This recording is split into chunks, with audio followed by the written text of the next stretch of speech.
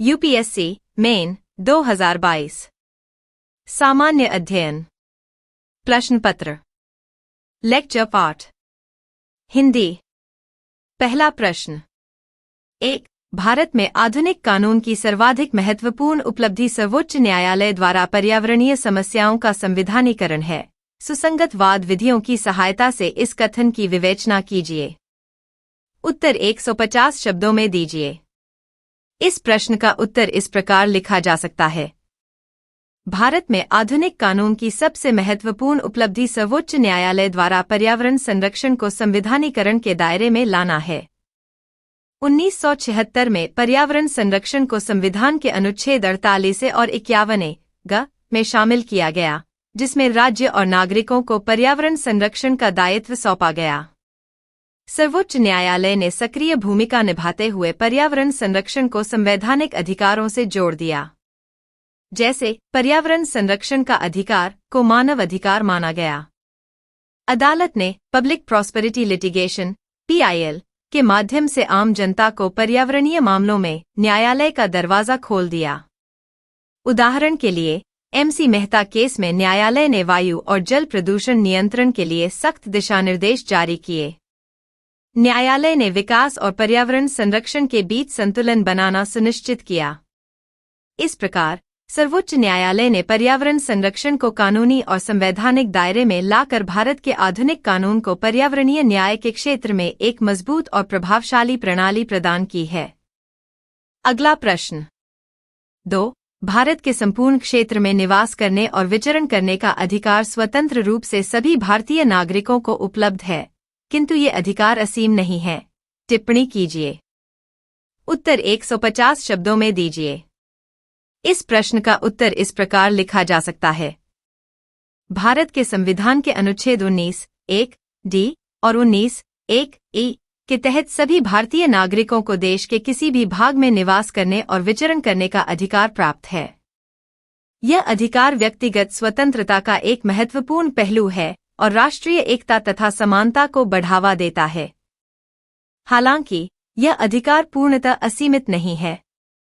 संविधान के अनुच्छेद 19(5) से 19(7) में इस अधिकार पर कुछ सीमाएं और नियंत्रण लगाए गए हैं। उदाहरण के लिए राज्य सरकारें सार्वजनिक व्यवस्था, सुरक्षा, स्वास्थ्य और नैतिकता के संरक्षण के लिए उचित नियम बना सकती हैं। जैसे कुछ संवेदनशील या सीमावर्ती क्षेत्रों में निवास और विचरण पर प्रतिबंध या अनुमति व्यवस्था लागू हो सकती है। इस प्रकार यह अधिकार स्वच्छंदता प्रदान करता है, परंतु सामाजिक सुरक्षा, राष्ट्रीय सुरक्षा और सार्वजनिक हित के दृष्टिकोण से कुछ विवेकपूर्ण प्रतिबंध आवश्यक माने गए हैं। यह संतुलन लोकतंत्र के मूल सिद्धांतों और देश की विविधता के मद्देनजर महत्वपूर्ण है। इसलिए अधिकार स्वतंत्र है लेकिन सीमित भी है, ताकि सभी नागरिकों का कल्याण सुनिश्चित हो सके। अगला प्रश्न 3। आपकी राय में भारत में शक्ति के विकेंद्रीकरण ने जमीनी स्तर पर शासन परिदृश्य को किस सीमा तक परिवर्तित किया है? उत्तर 150 शब्दों में दीजिए। इस प्रश्न का उत्तर इस प्रकार लिखा जा सकता है। भारत में शक्ति के विकेंद्रीकरण ने जमीनी स्तर पर शासन परिदृश्य में व्यापक और सकारात्मक परिवर्तन किए हैं। पंचायती राज संस्थाओं और स्थानीय स्वशासन को कॉन्स्टिट्यूशनल अधिकार देकर लोगों को अपने विकास के निर्णयों में सीधे भागीदारी का अवसर मिला है। इससे निर्णय लेने की प्रक्रिया अधिक लोकतांत्रिक, पारदर्शी और जवाबदेह बनी है। शक्ति के विकेंद्रीकरण ने ग्रामीण क्षेत्रों में विकास योजनाओं की प्रभावशीलता बढ़ाई है, क्योंकि स्थानीय प्रशासन जनता की वास्तविक समस्याओं और आवश्यकताओं को बेहतर समझता है। इससे सार्वजनिक सेवाओं जैसे स्वच्छता, शिक्षा, जल संसाधन प्रबंधन आदि में सुधार हुआ है। हालांकि कुछ स्थानों पर स्थानीय राजनीति और प्रशासन में भ्रष्टाचार और जातिगत प्रभाव की चुनौतियां भी बनी हुई हैं, लेकिन समग्र रूप से विकेंद्रीकरण ने शासन को अधिक संवेदनशील और जनता के निकट बनाया है। यह भारत के लोकतंत्र को मजबूत करने और विकास को व्यापक बनाने की दिशा में महत्वपूर्ण कदम है। अगला प्रश्न 4। राज्यसभा के सभापति के रूप में भारत के उपराष्ट्रपति की भूमिका की विवेचना कीजिए। उत्तर 150 शब्दों में दीजिए। इस प्रश्न का उत्तर इस प्रकार लिखा जा सकता है। भारत के उपराष्ट्रपति का एक महत्वपूर्ण संवैधानिक कर्तव्य है राज्यसभा के सभापति के रूप में कार्य करना। इस भूमिका में वे राज्यसभा की कार्यवाही को सुचारू, निष्पक्ष और अनुशासित ढंग से संचालित करते हैं। राज्यसभा के सभापति के रूप में उपराष्ट्रपति की भूमिका विधायी प्रक्रियाओं को निर्देशित करना, सदस्यों के बीच बहस को नियंत्रित करना और सदन के नियमों का पालन सुनिश्चित करना है। वे मत विभाजन कराते हैं और कभी-कभी टाई ब्रेकिंग वोट भी देते हैं। इसके अलावा वे राज्यसभा का प्रतिनिधित्व करते हुए अन्य संवैधानिक और औपचारिक अवसरों पर राज्यसभा की गरिमा और सम्मान बनाए रखते हैं।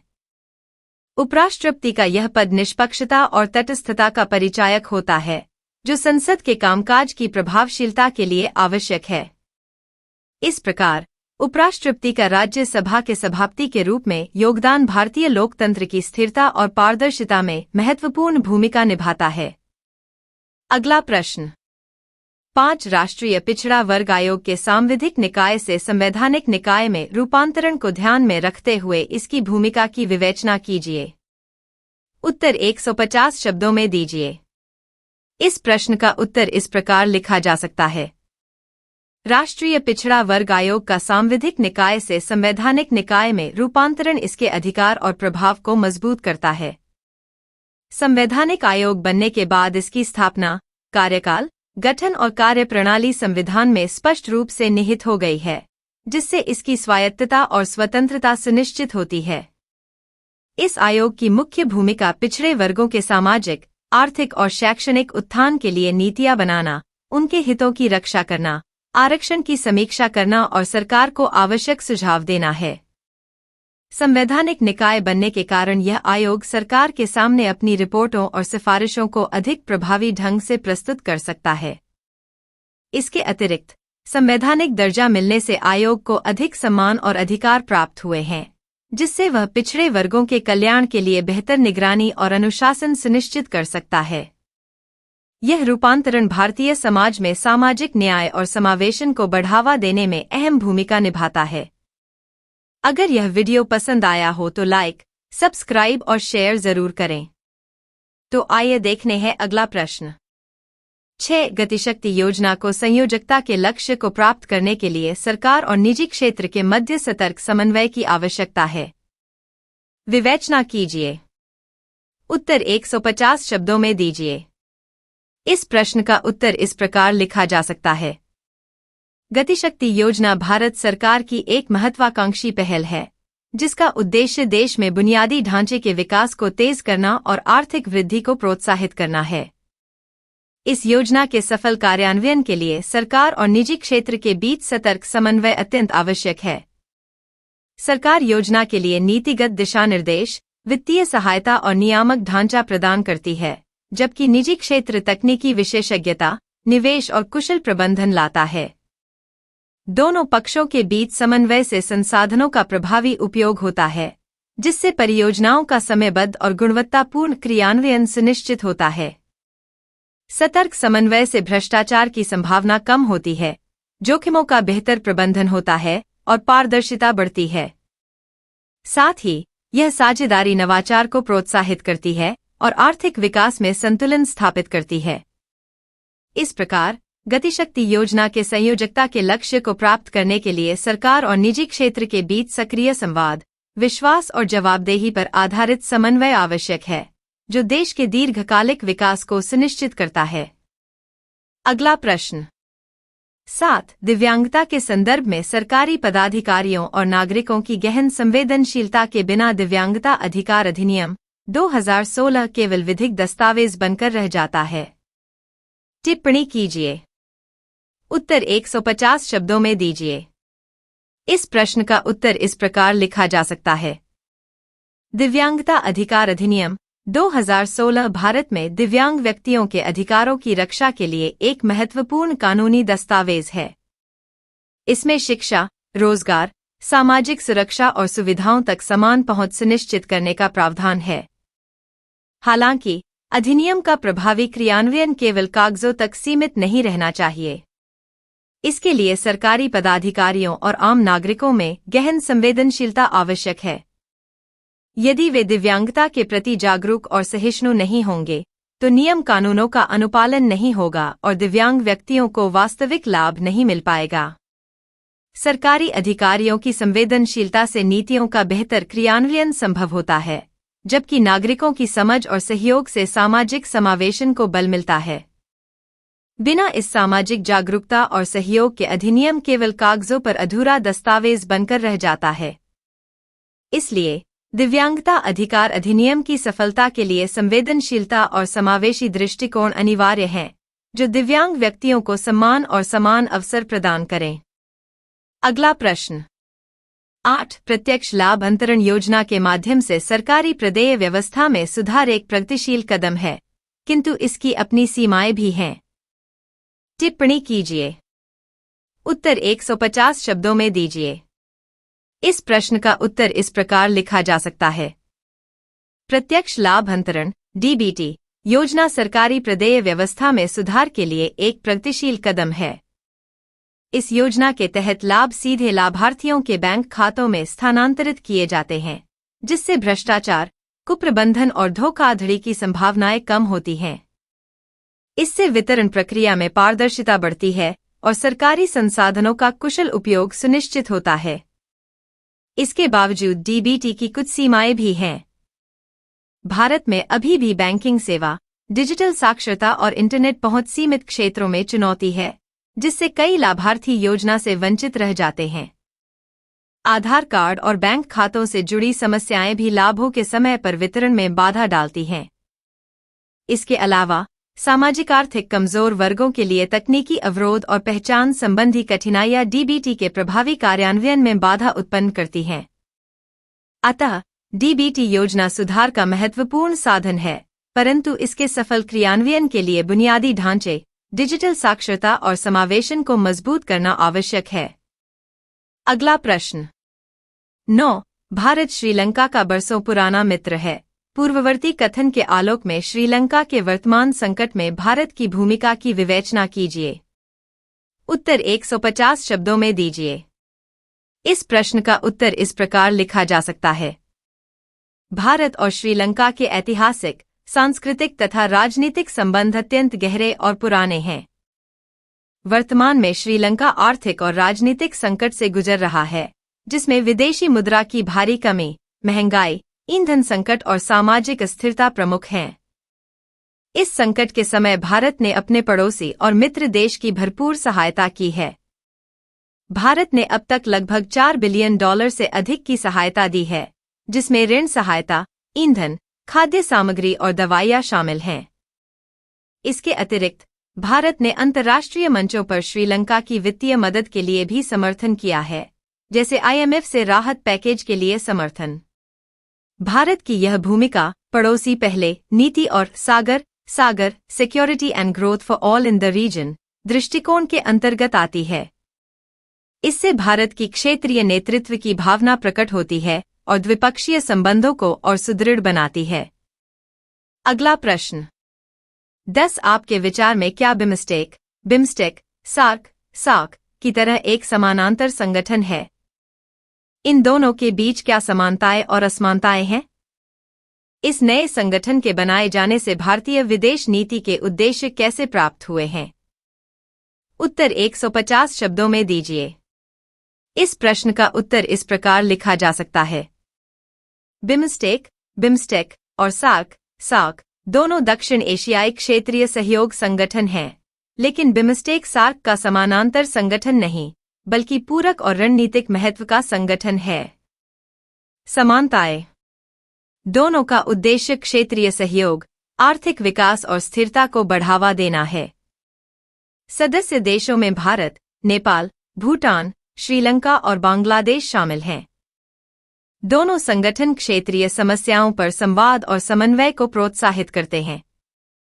असमानताएं: बिम्स्टेक में बंगाल की खाड़ी के आसपास के देश, म्यांमार, थाईलैंड और भूटान सहित भी शामिल हैं, जबकि सार्क केवल दक्षिण एशियाई देशों तक सीमित है। सार्क में भारत पाकिस्तान के बीच राजनीतिक तनाव संगठन की गतिशीलता को प्रभावित करता है, जबकि बिम्स्टेक में इस तरह के मतभेद कम हैं। बिमस्टेक का फोकस अधिक आर्थिक और समुद्री सहयोग पर है। भारतीय विदेश नीति पर प्रभाव। बिमस्टेक ने भारत को पूर्वोत्तर और बंगाल की खाड़ी क्षेत्र में अपनी रणनीतिक उपस्थिति बढ़ाने का अवसर दिया है। यह चीन के प्रभाव को संतुलित करने और क्षेत्रीय आर्थिक सहयोग को बढ़ावा देने में सहायक है। साथ ही यह भारत की परिसीमा प्रथम नीति को सुदृढ़ करता है। इस प्रकार बिमस्टेक सार्क का प्रतिस्थापन नहीं बल्कि एक प्रभावी और समावेशी संगठन के रूप में भारतीय विदेश नीति के उद्देश्यों को प्राप्त करने में सहायक है। अगला प्रश्न 11 लोक प्रतिनिधित्व अधिनियम 1951 के अंतर्गत संसद अथवा राज्य विधायिका के सदस्यों के चुनाव से उभरे विवादों के निर्णय की प्रक्रिया का विवेचन कीजिए। किन आधारों पर किसी निर्वाचित घोषित प्रत्याशी के निर्वाचन को शून्य घोषित किया जा सकता है? इस निर्णय के विरुद्ध पीड़ित पक्ष को कौन सा उपचार उपलब्ध है? वाद विधियों का संदर्भ दीजिए। उत्तर 250 शब्दों में दीजिए। इस प्रश्न का उत्तर इस प्रकार लिखा जा सकता है। लोक प्रतिनिधित्व अधिनियम 1951 के अंतर्गत चुनाव विवादों का निर्णय और प्रक्रिया। लोक प्रतिनिधित्व अधिनियम 1951 representation of the people act 1951 चुनाव प्रक्रिया में पारदर्शिता और निष्पक्षता सुनिश्चित करने के लिए विभिन्न प्रावधान करता है। जब संसद या राज्य विधायिका के किसी सदस्य के चुनाव से संबंधित विवाद उत्पन्न होता है तो उसका समाधान चुनाव न्यायालय इलेक्शन ट्राइब्यूनल के समक्ष किया जाता है। यह न्यायालय सामान्यतः उच्च न्यायालय होता है जिसे विशेष चुनाव विवादों के निपटारे का अधिकार दिया जाता है। निर्वाचन को शून्य घोषित करने के आधार। किसी निर्वाचित प्रत्याशी के चुनाव को निम्नलिखित आधारों पर शून्य रद्द किया जा सकता है। 1 चुनाव के दौरान भ्रष्टाचार करप्ट प्रैक्टिसेस या अनुचित साधनों अनफेयर मीन्स का प्रयोग। 2 चुनाव के नियमों का उल्लंघन। 3 चुनाव संबंधी साक्ष्यों में धोखाधड़ी या अभद्रता। 4 योग्यताएं न होना जैसे कि नामांकन में गलत जानकारी देना। 5 मतदाता सूची में गड़बड़ी या वोट खरीदना। पीड़ित पक्ष के उपचार। निर्वाचन रद्द होने पर या चुनाव विवाद में पक्षकार उच्च न्यायालय या सुप्रीम कोर्ट में अपील कर सकता है। सुप्रीम कोर्ट अंतिम अपीलीय प्राधिकरण होता है जो चुनाव संबंधी मामलों में न्याय करता है। इसके अलावा चुनाव पुनः कराने के आदेश भी दिए जा सकते हैं। वाद विधि का संदर्भ। चुनाव विवादों के निपटारे के लिए विशेष न्यायालय गठित किए जाते हैं जो लोक प्रतिनिधित्व अधिनियम की धारा 80 के तहत कार्य करते हैं। यह विधि सुनिश्चित करती है कि चुनाव प्रक्रिया निष्पक्ष और पारदर्शी बनी रहे जिससे लोकतंत्र की मजबूती हो। निष्कर्ष। लोक प्रतिनिधित्व अधिनियम 1951 चुनाव विवादों के निपटारे के लिए स्पष्ट कानूनी ढांचा प्रदान करता है जिससे भ्रष्टाचार और अनुचित प्रथाओं को रोका जा सके और लोकतांत्रिक प्रणाली की गरिमा बनी रहे। अगला प्रश्न 12 राज्यपाल द्वारा विधायी शक्तियों के प्रयोग की आवश्यक शर्तों का विवेचन कीजिए। विधायिका के समक्ष रखे बिना राज्यपाल द्वारा अध्यादेशों के पुनः प्रख्यापन की वैधता की विवेचना कीजिए। उत्तर 250 शब्दों में दीजिए। इस प्रश्न का उत्तर इस प्रकार लिखा जा सकता है। राज्यपाल द्वारा विधायी शक्तियों के प्रयोग की आवश्यक शर्तें। राज्यपाल को संविधान द्वारा विधायी शक्तियां प्राप्त हैं जिनका प्रयोग वे राज्य विधानसभा के समक्ष अपनी संवैधानिक जिम्मेदारी के तहत करते हैं। इन शक्तियों के प्रयोग की मुख्य शर्तें निम्न हैं। 1 विधानसभा का अस्तित्व। राज्यपाल की अधिकांश विधायी शक्तियां तभी लागू होती हैं जब राज्य में विधानसभा मौजूद हो। 2 विधानसभा की सत्र बुलाना। राज्यपाल को विधानसभा का सत्र बुलाने का अधिकार है लेकिन यह सामान्यतः मुख्यमंत्री की सलाह पर होता है। 3 विधेयक पारित करना। राज्यपाल को विधानसभा द्वारा पारित विधेयकों पर सहमति या असहमति व्यक्त करनी होती है। वे विधेयक को मंजूरी दे सकते हैं, अस्वीकार कर सकते हैं या पुनर्विचार के लिए विधानसभा को भेज सकते हैं। 4 अध्यादेश जारी करना। जब विधानसभा सत्र में नहीं होती या नहीं बुलाई जाती तब राज्यपाल अध्यादेश जारी कर सकता है। यह शक्तियां संविधान के अनुच्छेद 213 में निहित हैं। अध्यादेशों के पुनः प्रख्यापन की वैधता। राज्यपाल द्वारा अध्यादेश जारी करना अस्थायी विधायी प्रावधान है और यह केवल विधानसभा के अगले सत्र तक वैध रहता है। यदि अध्यादेश के समाप्त होने पर विधानसभा का सत्र नहीं बुलाया जाता और बिना विधानसभा के समक्ष रखे पुनः अध्यादेश जारी किया जाता है तो उसकी वैधता संदिग्ध होती है। सुप्रीम कोर्ट ने कई मामलों में कहा है कि विधानसभा के समक्ष बिना रखे अध्यादेश का पुनः प्रख्यापन संविधान की मूल भावना के विरुद्ध है और यह विधायिका के नियंत्रण का उल्लंघन माना जाता है। अध्यादेश जारी करने का उद्देश्य विधायी प्रक्रिया को सक्षम बनाना है, न कि उससे परे जाकर शासकीय अधिकारों का दुरुपयोग। अतः अध्यादेश जारी करते समय राज्यपाल को विधानसभा का सत्र बुलाना अनिवार्य है और बिना विधानसभा के पुनः प्रख्यापन असंवैधानिक माना जा सकता है। निष्कर्ष: राज्यपाल की विधायी शक्तियों का प्रयोग संविधान के दायरे में होना चाहिए। अध्यादेश जारी करना एक अस्थायी प्रावधान है जिसका पुनः प्रख्यापन केवल विधानसभा की उपस्थिति और समक्ष रखे जाने पर ही वैध होता है, जिससे लोकतांत्रिक सिद्धांतों और विधायी संतुलन का संरक्षण सुनिश्चित होता है। अगला प्रश्न 13। भारत में राष्ट्रीय राजनैतिक दल केंद्रीयकरण के पक्ष में है, जबकि क्षेत्रीय दल राज्य स्वायत्तता के पक्ष में। टिप्पणी कीजिए। उत्तर 250 शब्दों में दीजिए। इस प्रश्न का उत्तर इस प्रकार लिखा जा सकता है। भारत में राष्ट्रीय और क्षेत्रीय राजनीतिक दलों की भूमिका और उनकी प्राथमिकताएं अक्सर एक दूसरे से भिन्न होती हैं, जो देश के संघीय ढांचे की राजनीति को प्रभावित करती हैं। राष्ट्रीय दलों का केंद्रीयकरण के पक्ष में होना। राष्ट्रीय दल जैसे कांग्रेस और भाजपा का उद्देश्य पूरे देश में एक समेकित और केंद्रित नीति निर्माण को बढ़ावा देना होता है। वे मानते हैं कि राष्ट्रीय एकता और सामंजस्य के लिए केंद्रीय सरकार को अधिक शक्तियां और नियंत्रण मिलना आवश्यक है। यह दृष्टिकोण आर्थिक विकास, सुरक्षा और समन्वित नीतियों के लिए महत्वपूर्ण है। केंद्रीयकरण से नीतियों का समान कार्यान्वयन संभव होता है और पूरे देश में स्थिरता बनी रहती है। क्षेत्रीय दलों का राज्य स्वायत्तता के पक्ष में होना। वहीं क्षेत्रीय दल जैसे आम आदमी पार्टी, तेलुगु देशम पार्टी आदि स्थानीय और सांस्कृतिक मुद्दों पर अधिक ध्यान देते हैं। वे राज्य सरकारों को अधिक स्वायत्तता देने के पक्ष में होते हैं ताकि राज्य अपनी विशिष्ट आवश्यकताओं और विकास योजनाओं को स्वतंत्र रूप से संचालित कर सकें। उनका मानना है कि राज्य स्तर पर निर्णय लेने से जनता की भागीदारी बढ़ती है और स्थानीय समस्याओं का बेहतर समाधान होता है। राजनीतिक और संघीय संदर्भ। इस भिन्नता का मूल कारण संघीयता की प्रकृति है, जहां केंद्र और राज्य दोनों के बीच सत्ता का संतुलन आवश्यक होता है। राष्ट्रीय दल एक मजबूत केंद्रवादी दृष्टिकोण अपनाते हैं, जबकि क्षेत्रीय दल राज्यों के अधिकारों और स्थानीय पहचान को सुरक्षित रखना चाहते हैं।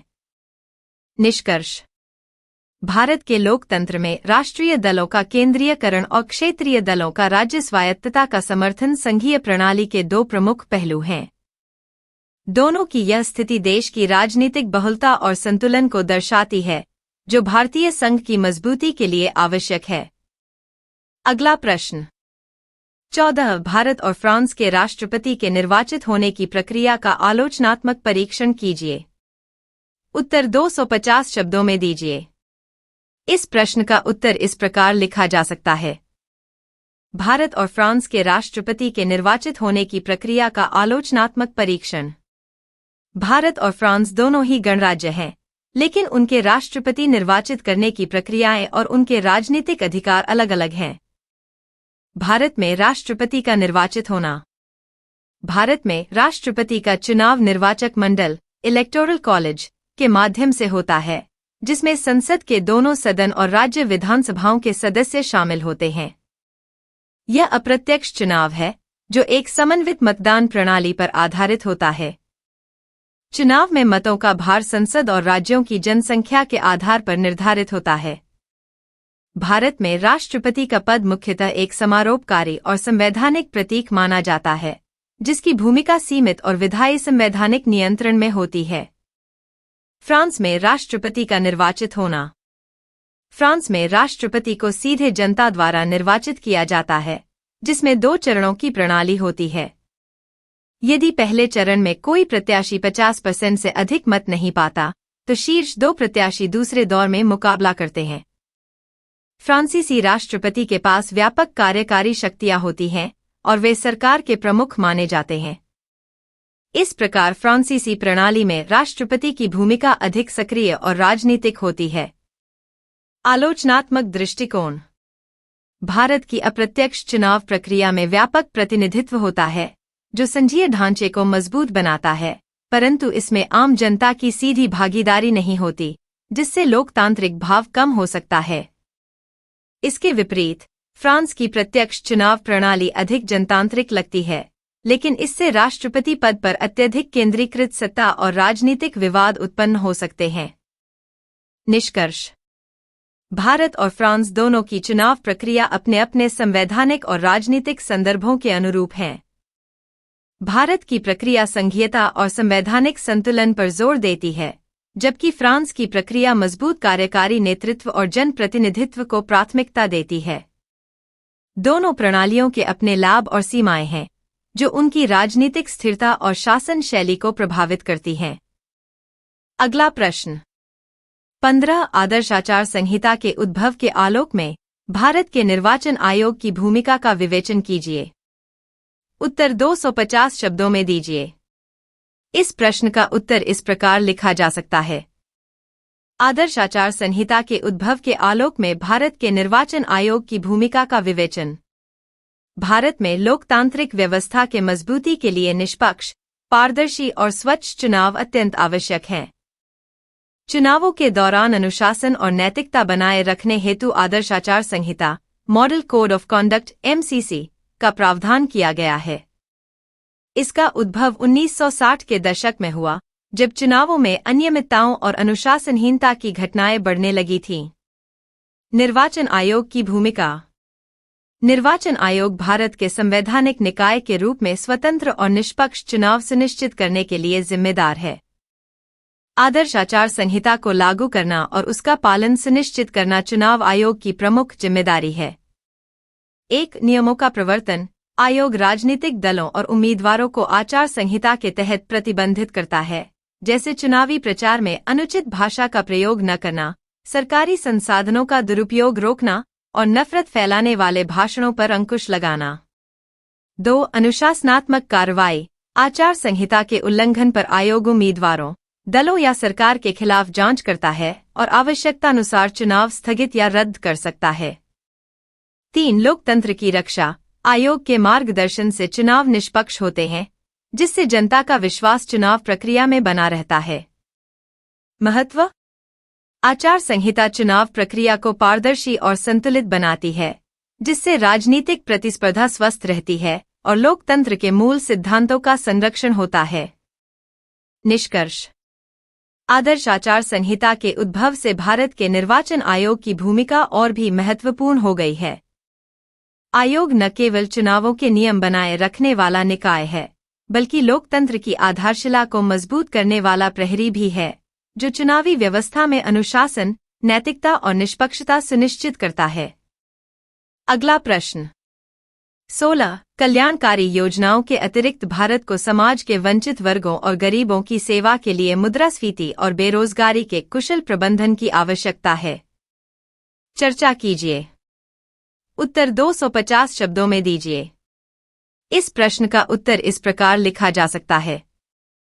भारत में कल्याणकारी योजनाएं सामाजिक न्याय और आर्थिक समानता के लिए आवश्यक हैं, परंतु केवल इन्हीं योजनाओं से वंचित और गरीब वर्गों की समस्याओं का स्थायी समाधान संभव नहीं है। मुद्रास्फीति और बेरोजगारी का कुशल प्रबंधन भी अत्यंत आवश्यक है, क्योंकि ये दोनों आर्थिक समस्याएं गरीबों के जीवन स्तर को सीधे प्रभावित करती हैं। मुद्रास्फीति का प्रभाव। मुद्रास्फीति विशेषकर खाद्य और आवास जैसे आवश्यक वस्तुओं की कीमतों में वृद्धि गरीब और वंचित वर्गों की खरीद शक्ति को कम कर देती है। इससे उनकी जीवन गुणवत्ता गिरती है और कल्याणकारी योजनाओं का लाभ कम हो जाता है। अतः मुद्रास्फीति नियंत्रण के लिए स्थिर और प्रभावी मौद्रिक नीतियां आवश्यक हैं, ताकि महंगाई को नियंत्रित किया जा सके और गरीबों को राहत मिल सके। बेरोजगारी का प्रभाव। बेरोजगारी की उच्च दर से सामाजिक अस्थिरता और आर्थिक विषमता बढ़ती है।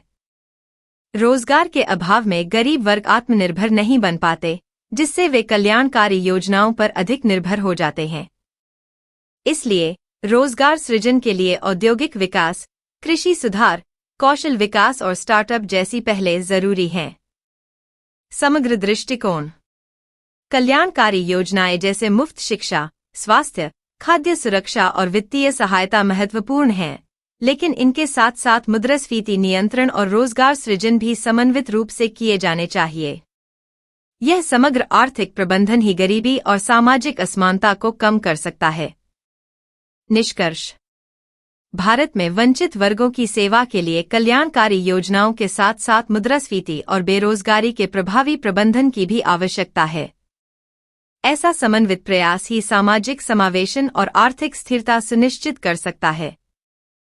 अगला प्रश्न 17। क्या आप इस मत से सहमत हैं कि विकास हेतु दाता अभिकरणों पर बढ़ती निर्भरता विकास प्रक्रिया में सामुदायिक भागीदारी के महत्व को घटाती है? अपने उत्तर के औचित्य को सिद्ध कीजिए। उत्तर 250 शब्दों में दीजिए। इस प्रश्न का उत्तर इस प्रकार लिखा जा सकता है। हाँ, मैं इस मत से सहमत हूं कि विकास हेतु दाता अभिकरणों, डोनर एजेंसीज, पर बढ़ती निर्भरता विकास प्रक्रिया में सामुदायिक भागीदारी के महत्व को घटाती है। इसका कारण यह है कि जब विकास परियोजनाओं का वित्तीय और तकनीकी नियंत्रण बाहरी दाताओं के हाथ में होता है, तो स्थानीय समुदायों की सक्रिय भागीदारी और स्वामित्व कम हो जाता है। औचित्य। एक, स्थानीय जरूरतों की उपेक्षा। दाता अभिकरण अक्सर अपनी प्राथमिकताओं और एजेंडों के आधार पर परियोजनाएं बनाते हैं, जो हमेशा स्थानीय समुदायों की वास्तविक आवश्यकताओं से मेल नहीं खाती। इससे समुदाय की भागीदारी सीमित हो जाती है, क्योंकि उनकी राय को पर्याप्त महत्व नहीं दिया जाता। 2. निर्णय लेने की केंद्रीकरण। बाहरी दाताओं के पास परियोजना के डिजाइन, क्रियान्वयन और निगरानी का नियंत्रण होता है, जिससे स्थानीय लोगों को निर्णय प्रक्रिया से अलग कर दिया जाता है। इससे सामुदायिक स्वायत्तता कम होती है। 3. दीर्घकालिक स्थिरता की कमी। जब विकास परियोजनाएं दाताओं पर निर्भर होती हैं, तो उनकी निरंतरता दाता संस्थाओं की रुचि और धन उपलब्धता पर निर्भर रहती है। इससे स्थानीय समुदायों में परियोजना के प्रति प्रतिबद्धता और दीर्घकालिक स्वामित्व नहीं बन पाता। 4. सांस्कृतिक असंगति। बाहरी एजेंसियों द्वारा लाई गई नीतियां स्थानीय सामाजिक सांस्कृतिक संदर्भों से मेल नहीं खाती, जिससे समुदाय की सहभागिता घटती है। निष्कर्ष। विकास प्रक्रिया में सामुदायिक भागीदारी को बढ़ावा देने के लिए आवश्यक है कि दाता अभिकरणों की भूमिका केवल सहायक और मार्गदर्शक हो, न कि नियंत्रक। स्थानीय लोगों को निर्णय प्रक्रिया में शामिल करके ही स्थायी और प्रभावी विकास सुनिश्चित किया जा सकता है। अतः दाता अभिकरणों पर अत्यधिक निर्भरता से सामुदायिक भागीदारी की महत्ता कम होती है, जो विकास के लक्ष्य के लिए हानिकारक है। अगला प्रश्न 18। स्कूली शिक्षा के महत्व के बारे में जागरूकता उत्पन्न किए बिना बच्चों की शिक्षा में प्रेरणा आधारित पद्धति के संवर्धन में निःशुल्क और अनिवार्य बाल शिक्षा का अधिकार अधिनियम 2009 अपर्याप्त है। विश्लेषण कीजिए। उत्तर 250 शब्दों में दीजिए। इस प्रश्न का उत्तर इस प्रकार लिखा जा सकता है। निःशुल्क और अनिवार्य बाल शिक्षा का अधिकार अधिनियम 2009 आरटी एक्ट भारत में सभी बच्चों के लिए शिक्षा को सुनिश्चित करने का एक क्रांतिकारी कदम है। यह अधिनियम 6 से 14 वर्ष तक के बच्चों को मुफ्त और अनिवार्य शिक्षा प्रदान करता है, जिससे बच्चों के अधिकारों की रक्षा होती है और साक्षरता दर में वृद्धि होती है।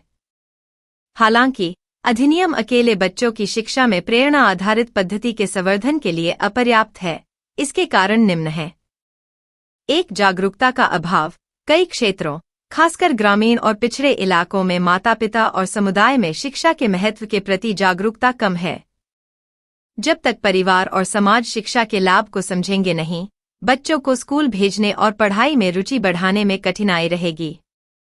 2. प्रेरणा आधारित शिक्षा का अभाव। अधिनियम केवल प्रवेश और उपस्थिति की गारंटी देता है, पर बच्चों को सीखने की प्रेरणा और गुणवत्ता पर ध्यान कम देता है।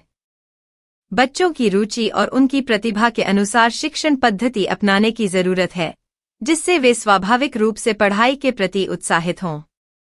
3. शिक्षकों का प्रशिक्षण और संसाधन। प्रेरणा आधारित शिक्षा के लिए शिक्षकों का समुचित प्रशिक्षण और सहायक सामग्री आवश्यक है। अधिनियम के कार्यान्वयन में अक्सर शिक्षकों की कमी और अधूरा प्रशिक्षण देखी जाती है, जिससे शिक्षण गुणवत्ता प्रभावित होती है। 4 सामाजिक एवं आर्थिक बाधाएं। गरीब और वंचित परिवारों के बच्चे शिक्षा के प्रति कम प्रेरित होते हैं, क्योंकि उन्हें आर्थिक कारणों से काम करना पड़ता है या शिक्षा के महत्व का ज्ञान नहीं होता। निष्कर्ष: आरटीई अधिनियम बच्चों को शिक्षा का अधिकार तो देता है, लेकिन प्रभावी और प्रेरणा आधारित शिक्षा देने के लिए व्यापक सामाजिक जागरूकता, शिक्षक प्रशिक्षण और गुणवत्तापूर्ण शिक्षण पद्धतियों का विकास आवश्यक है। तभी निःशुल्क और अनिवार्य शिक्षा का उद्देश्य पूर्ण रूप से सफल हो सकेगा। अगला प्रश्न 19 भारत, इजरायल, संयुक्त अरब अमीरात और संयुक्त राज्य अमेरिका समूहन वैश्विक राजनीति में भारत की स्थिति को किस प्रकार रूपांतरित करेगा? उत्तर 250 शब्दों में दीजिए। इस प्रश्न का उत्तर इस प्रकार लिखा जा सकता है। I2U2 भारत, इजरायल, संयुक्त अरब अमीरात और संयुक्त राज्य अमेरिका समूहन वैश्विक राजनीति में भारत की स्थिति को किस प्रकार रूपांतरित करेगा? I2U2 समूह, जिसमें भारत, इजरायल, संयुक्त अरब अमीरात UAE और संयुक्त राज्य America United states of America शामिल हैं, एक बहुपक्षीय सहयोग मंच है जो आर्थिक, तकनीकी और रणनीतिक क्षेत्रों में सहयोग को बढ़ावा देता है। यह समूह भारत की वैश्विक राजनीतिक स्थिति को कई महत्वपूर्ण तरीकों से रूपांतरित कर सकता है। 1. रणनीतिक साझेदारी और सुरक्षा सहयोग। I2U2 के माध्यम से भारत को मध्य पूर्व और पश्चिम एशिया में अपनी रणनीतिक मौजूदगी बढ़ाने का अवसर मिलेगा। UAE और इजरायल के साथ गहरे सहयोग से भारत क्षेत्रीय सुरक्षा, आतंकवाद विरोधी रणनीतियों और कूटनीति में मजबूत भूमिका निभा सकेगा। अमेरिका की भागीदारी से इस समूह को वैश्विक सुरक्षा ढांचे में प्रभावी बनाया जा सकेगा। 2. आर्थिक और तकनीकी प्रगति।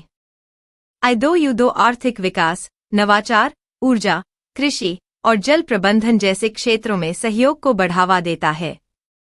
भारत के लिए यह उच्च तकनीकी साझेदारी और निवेश के नए अवसर खोलेगा, जिससे उसकी आर्थिक शक्ति में वृद्धि होगी और वैश्विक आर्थिक परिदृश्य में उसकी भूमिका सशक्त होगी।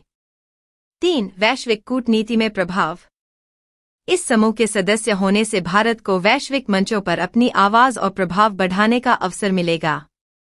यह समूह भारत को पश्चिम एशियाई और अमेरिकी क्षेत्रों के साथ बेहतर संबंध स्थापित करने में मदद करेगा, जिससे उसकी कूटनीतिक क्षमता और प्रभावशाली भूमिका को बल मिलेगा। 4. सामरिक संतुलन और बहुपक्षवाद। I2U2 भारत को चीन के बढ़ते प्रभाव के खिलाफ एक सामरिक गठबंधन प्रदान करता है। यह समूह भारत के बहुपक्षवादी कूटनीति के दृष्टिकोण को मजबूत करेगा, जिससे वह वैश्विक शक्ति संतुलन में एक सक्रिय और निर्णायक भूमिका निभा सकेगा। निष्कर्ष: I2U2 समूहन भारत के वैश्विक राजनीतिक परिदृश्य को मजबूत, समृद्ध और रणनीतिक रूप से प्रभावी बनाने में महत्वपूर्ण भूमिका निभाएगा। यह भारत को आर्थिक, तकनीकी और सुरक्षा के क्षेत्रों में नए आयाम प्रदान करते हुए उसे एक प्रमुख वैश्विक खिलाड़ी के रूप में स्थापित करेगा। अगला प्रश्न 20. स्वच्छ ऊर्जा आज की जरूरत है। भूराजनीति के संदर्भ में विभिन्न अंतर्राष्ट्रीय मंचों में जलवायु परिवर्तन की दिशा में भारत की बदलती नीति का संक्षिप्त वर्णन कीजिए। उत्तर 250 शब्दों में दीजिए। इस प्रश्न का उत्तर इस प्रकार लिखा जा सकता है। स्वच्छ ऊर्जा आज की जरूरत है। भूराजनीति के संदर्भ में विभिन्न अंतर्राष्ट्रीय मंचों में जलवायु परिवर्तन की दिशा में भारत की बदलती नीति का संक्षिप्त वर्णन। जलवायु परिवर्तन की चुनौती ने वैश्विक भूराजनीति में स्वच्छ ऊर्जा को एक महत्वपूर्ण मुद्दा बना दिया है। भारत, जो विश्व का तीसरा सबसे बड़ा कार्बन उत्सर्जक देश है, ने अपनी ऊर्जा नीति में स्वच्छ ऊर्जा को प्राथमिकता देना शुरू किया है। यह न केवल पर्यावरणीय आवश्यकता है, बल्कि भूराजनीतिक दृष्टिकोण से भी भारत के लिए लाभकारी साबित हो रही है। भारत की बदलती नीति। भारत ने पेरिस समझौते 2015 में महत्वपूर्ण प्रतिबद्धताएं दी, जैसे 2030 तक अपने कुल ऊर्जा उत्पादन में नवीनीकृत ऊर्जा का 40% हिस्सा सुनिश्चित करना। इसके बाद भारत ने अपने राष्ट्रीय पुनर्नवीनीकरण ऊर्जा मिशन को तेजी से बढ़ाया है, जिसमें सौर ऊर्जा, पवन ऊर्जा और हाइड्रो पावर पर विशेष जोर दिया गया है। अंतर्राष्ट्रीय मंचों पर भूमिका। ग्लोबल क्लाइमेट समिट्स जैसे COP26 और COP27 में भारत ने लीडरशिप की भूमिका निभाई है। उसने विकासशील देशों के हितों को आगे रखते हुए स्वच्छ ऊर्जा वित्त पोषण, तकनीकी सहयोग और पारिस्थितिक न्याय की वकालत की है। भारत ने अपने घरेलू अनुभव और तकनीकी प्रगति को साझा करके दक्षिण सहयोग को भी बढ़ावा दिया है। भूराजनीतिक प्रभाव। स्वच्छ ऊर्जा की ओर भारत का झुकाव उसकी ऊर्जा सुरक्षा को बढ़ाता है, जिससे वह पारंपरिक ऊर्जा आयातों पर निर्भरता कम कर सकता है। इससे भारत की वैश्विक ऊर्जा बाजारों में स्थिति मजबूत होती है। साथ ही यह भारत को वैश्विक स्थिरता और सतत विकास के एजेंडे में एक विश्वसनीय साझेदार के रूप में स्थापित करता है। निष्कर्ष। स्वच्छ ऊर्जा की दिशा में भारत की नीति न केवल पर्यावरण संरक्षण के लिए आवश्यक है, बल्कि यह भूराजनीतिक दृष्टि से भी भारत को वैश्विक शक्ति संतुलन में प्रभावी भूमिका निभाने में मदद करती है। यह परिवर्तन भारत के लिए विकास और सुरक्षा दोनों के नए अवसर प्रदान करता है।